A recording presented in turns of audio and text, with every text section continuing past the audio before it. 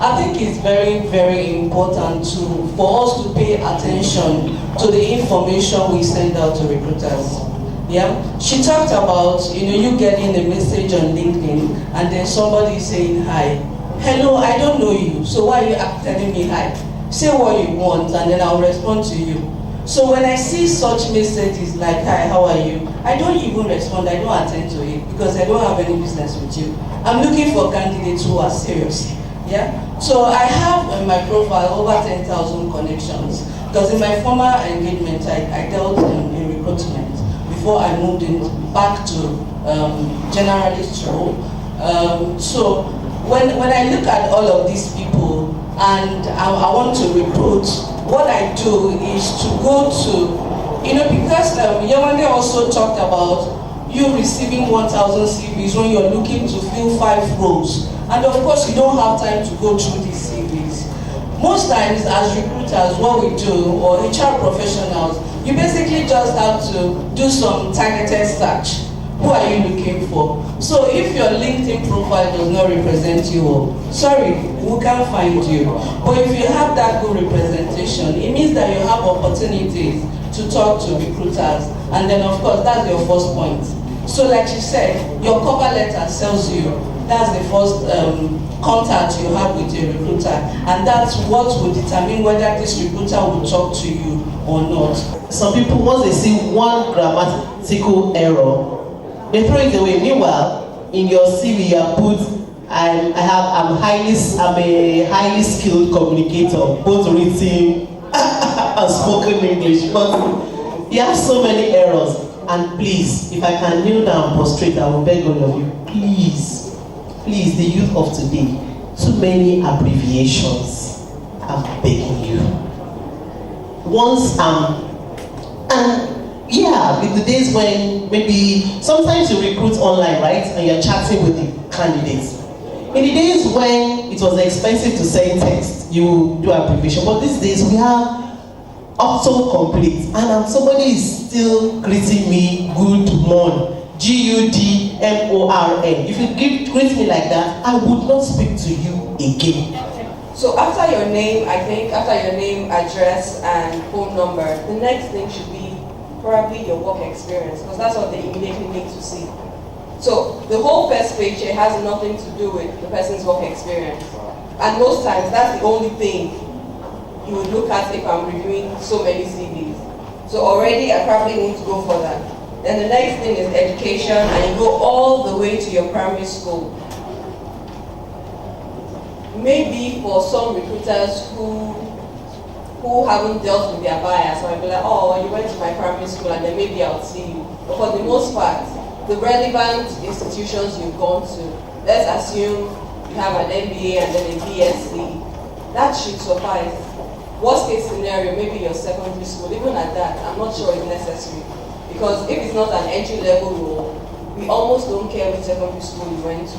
I would like to just briefly talk about taking advantage in the labor market.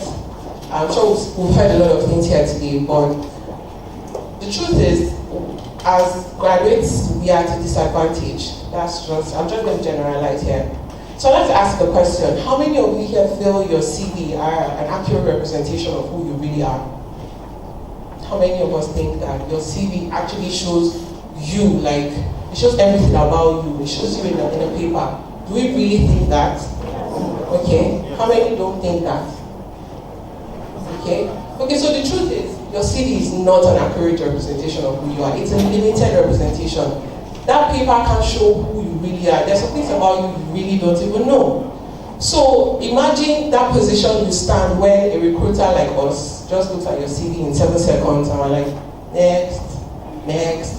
You won't really blame us, because if you go through my system, I have 3,000 CVs for one role and I need just 5%. So imagine, and I need to close this role in 2 weeks. How do you expect me to look at 3,000 CVs? They've said a lot, and there was one catchphrase she mentioned that I was going to say.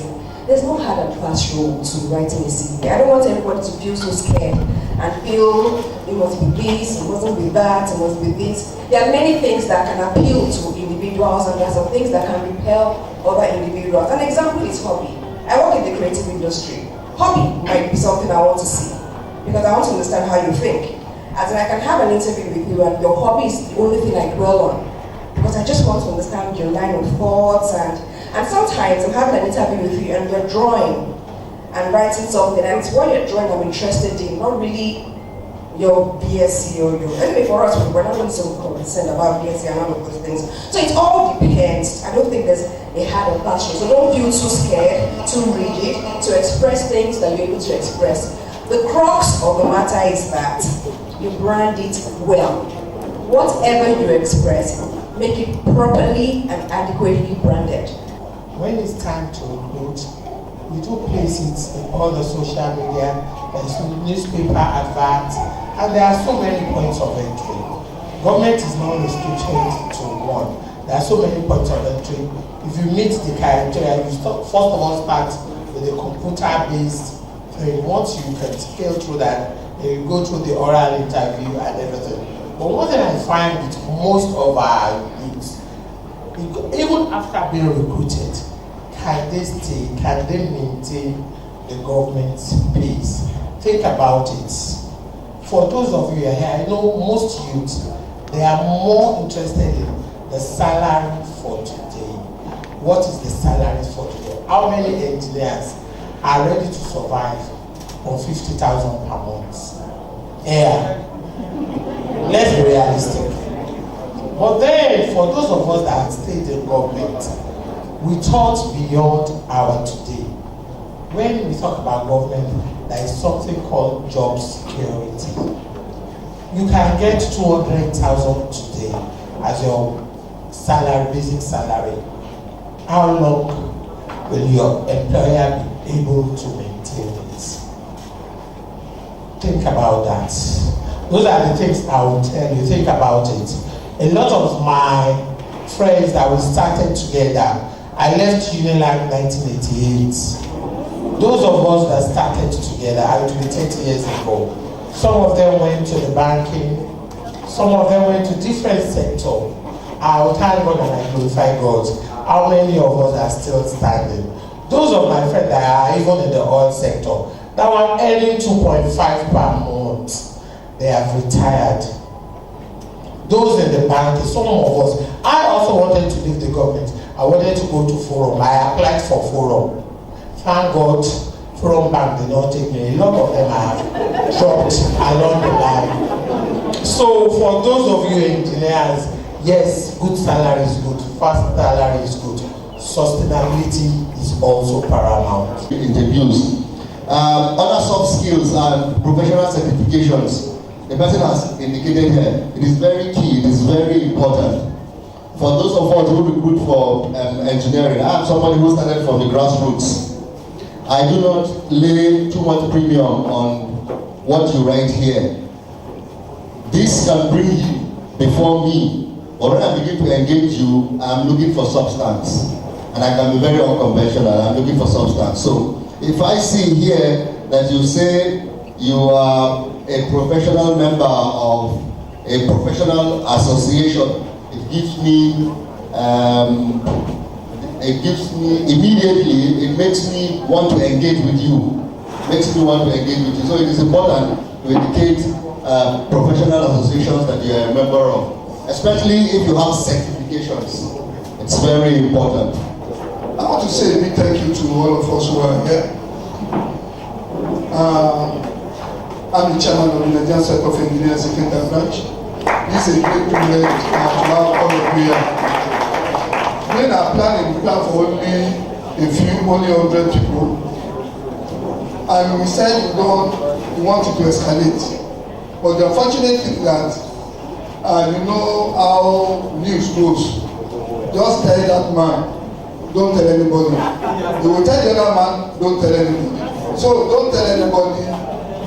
Today we have roughly about 700 people that are here. The outside is filled up with people, and some cannot even get seats. I know we have about 250 seats of us. We've gone to rent at least 3 times about 30 to 35 dozens of chairs, and people are still standing. To show you that we have so many people who want to change job, like he said, not all of us are looking for in new jobs. Some are just starting, some are looking for how to change jobs and everything. But one thing I'm sure of is that every one of us will have a potential. And we are here to develop the potential in you. Please don't be discouraged. You've been able to call out some people, and I know by the time NBC finishes, some people will get some jobs. Libya is doing theirs also outside, and we are sending some to other companies. That's why we call in for your CVs and all the rest. One thing is, please don't wait until somebody comes to knock your door. Continue to develop yourself.